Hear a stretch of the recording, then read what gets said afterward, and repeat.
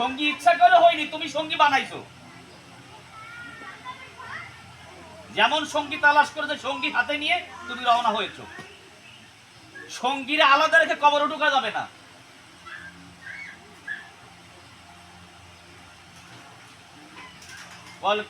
তোমার খেয়াল করা উচিত, নজর দেওয়া উচিত।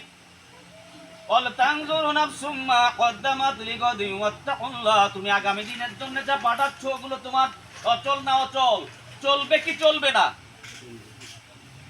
ওগুলো তোমার কল্যাণে আসবে না অকল্যাণে আসবে। অতএব আবারও বলতেছেন ইত্তাকুল্লাহ, ঠিকঠাক করে পাঠাও। গুনাহ পাঠিও না, গুনাহকে ছেড়ে দাও, গুনার প্রতি ঘৃণা তৈরি করো, গুনাহ থেকে বাঁচো। একটাই দাওয়াত, আমি আমাকে বলি, আপনাকেও বলি, গুনাহকে ছাড়ার যোগ্যতা অর্জন করেন, গুনার প্রতি ঘৃণা তৈরি করে দেন, আশ্রয় আল্লাহর কাছে চাই। নিশ্চয়ই সবচেয়ে বড় আশ্রয়দাতাকে আল্লাহ, আমার এই গুনাহ থেকে বাঁচানোওয়ালাকে আল্লাহ। আল্লাহ আমি চাচ্ছি গুনাহ থেকে বাঁচতে, সেই যোগ্যতা তুমি আমারে কি করো, দান করো। অতীত জীবনে গুনাহ যা করেছি এই জন্য বেশি বেশি কি করব, ইস্তেগফার কি করব, ইস্তেগফার বেশি বেশি আমল করব। আল্লাহ যেন আমাদেরকে ইস্তেগফারের জীবন সবাইকে দান করে দেন। চলতে ফিরতে উঠতে বসতে নিজেকে মুসাফির হিসেবে চিন্তা করব, থাকা যাবে না।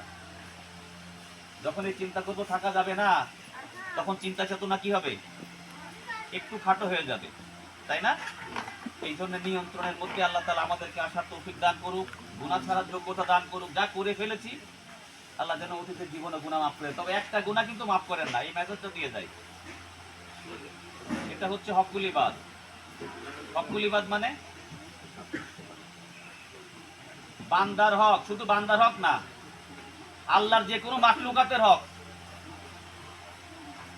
কারো প্রতি অবিচার জুলুম অন্যায় করা, এটা হচ্ছে কি হকুল ইবাদ। এটা আস্তাগফিরুল্লাহ বলে মাফ হবে না। যার হক নষ্ট করেছি তার কাছে মাফ চাইতে হবে। সে যদি মাফ করে তাহলে মাফ পাবেন, তা নাহলে মাফ করার কোনো সুযোগ নেই। আস্তাগফিরুল্লাহ 1000 বার বললেও কাজ হবে না। আগে যে পাওনাদার আছে তার পাওনা কি করতে হবে, পরিশোধ করতে হবে। জীবনে কতই না কিছু করেছি,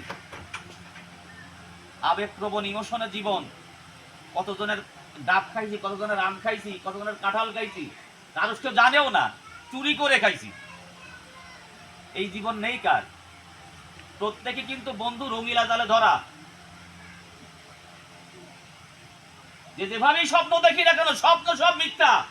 বাস্তব স্বপ্ন হচ্ছে আমাকে হকুল ইবাদ থেকে নিজেকে কি করতে হবে, মাফ চাইতে দোষ নাই। যদি মনে পড়ে যে আপনি আমার কাছে এই টাকাটা পাবেন, আমি টাকাটা পরিশোধ করতে, ছোট হলেন না, আল্লাহ তাআলা আপনাকে বড় বানাই দিল। আল্লাহ আপনাকে রিলিজ দিয়ে দিল, ছাড়পত্র দিয়ে দিল। হ্যাঁ, তুমি এখান থেকে কি পেয়ে গেলে, ছাড় পেয়ে গেলে।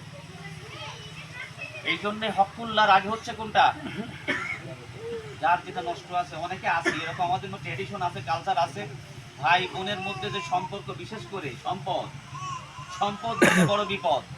কারে কোন কাজে ফাঁকি দেওয়া যায়, ফাঁকিতে দিলেন না, ফাঁকিতে পড়লেন, ফাঁকি দিলেন না, বিপদে পড়লেন। 1 ইঞ্চি জমিন যদি ফাঁকি দিই, 7 তবক জমিন গলায় ঝুলাই দেবে। এই চেতনা যদি ভিতরে থাকে তাহলে কাউকে ফাঁকি দেওয়ার, আমি ফাঁকিতে আমি নিজে পড়ি, আমার দ্বারা যেন কেউ ফাঁকিতে না পড়ে। পারবো না ইনশাআল্লাহ ভাই। আল্লাহ আমাদেরকে ইসলাহি আত্মশুদ্ধির জীবন সবাইকে দান করুক। আর এই মারাত্মক গুনাহ থেকে, মহামারী সবচেয়ে মারাত্মক গুনাহ হলো এটা, কোনটা, হকুল ইবাদ। এটা থেকে বাঁচার চেষ্টা করি। আমি ঠকি না ভাই, আমি একটু ঠকে যাই, তাকে একটু জিতাই দিই, আল্লাহ আপনাকে একদিন জিতাই দেবেন। পরাজয় মানে জয়ের লক্ষণ। পরাজয় মানে কি, আগে পরাজিত হই, একটু ছোট হই, আল্লাহ আপনাকে বড় বানায় দেবেন।